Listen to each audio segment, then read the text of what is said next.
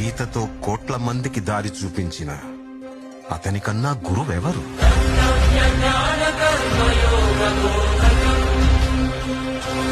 రక్షణ కోసం సముద్రం మధ్యలో ద్వారకా నగరాన్ని కట్టిన అతనికన్నా గొప్ప ఆర్కిటెక్ట్ ఎవరు?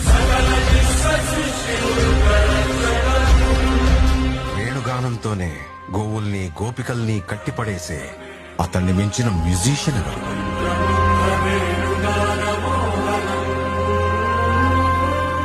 ధర్మం కోసం యుద్ధం చేయమని చెప్పిన అతన్ని మించిన వీరుడెవరు? హోమయాగాలతో వర్షం తెప్పించిన అతనికన్నా ప్రకృతిని అర్థం చేసుకున్న క్లైమటాలజిస్ట్ ఎవరు? అన్కంట్రోలబుల్ ఆర్పిఎంతో తిరిగే సుదర్శన చక్రాన్ని కంట్రోల్ చేసే అతనికి మించిన కైనెటిక్ ఇంజనీర్ ఎవరు?